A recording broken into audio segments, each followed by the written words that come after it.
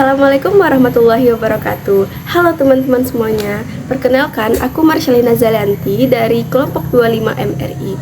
Aku dari Fakultas Kesehatan Masyarakat Prodi Gizi dengan NIM 2311222031. Nah, pada kesempatan kali ini aku akan menjelaskan terkait maraknya pinjaman online ilegal di Indonesia pada akhir-akhir ini.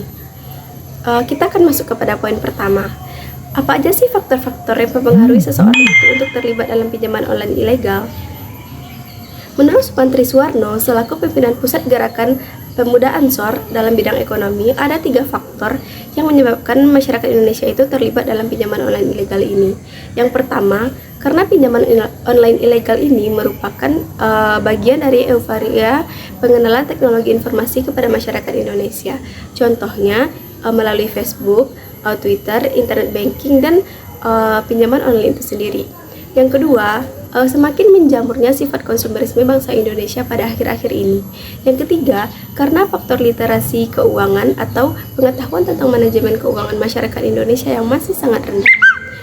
Selain 3 faktor barusan, ada juga faktor-faktor lain yang menyebabkan masyarakat Indonesia itu terlibat dalam pinjaman online ilegal ini. Yang pertama, karena untuk membayar hutang lain, karena tekanan ekonomi, atau untuk membayar biaya sekolah. Nah, selanjutnya, terus apa aja sih dampak-dampak yang akan dirasakan oleh korban jika terlibat dalam pinjaman online ilegal ini? Yang pertama, korban tuh akan diteror oleh si penagih. Biasanya pihak penagih akan meneror korbannya sekitar 2 atau 3 hari sebelum jatuh tempo pembayaran. Yang kedua, setelah melakukan peneroran, biasanya pihak penagih akan melakukan ancaman kepada korban. Contohnya dengan mengancam akan menyebarkan data-data korban di sosial media.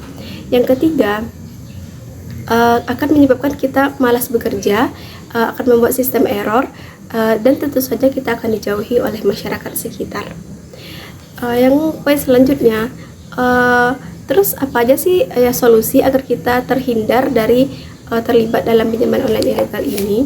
Tentu saja yang pertama, kita dengan tidak mengklik tautan atau menghubungi nomor yang ada pada penawaran online ilegal melalui WA atau Facebook.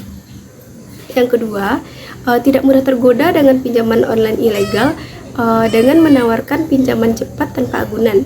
Yang ketiga, jika kita menerima penawaran online ilegal melalui WA atau SMS, segeralah hapus pesan itu dan blokir nomor tersebut. Yang keempat, cek legalitas perusahaan pemberi pinjaman sebelum melakukan pinjaman. Yang terakhir, pinjamlah sesuai kebutuhan dan kemampuan untuk membayar pinjaman itu. Nah, berdasarkan informasi yang telah aku sampaikan barusan, alangkah lebih baiknya agar kita itu menjauhi agar terlibat dari pinjaman online itu. Nah, mungkin hanya itu yang dapat aku sampaikan. Salah dan janggalnya aku mohon maaf. Assalamualaikum warahmatullahi wabarakatuh.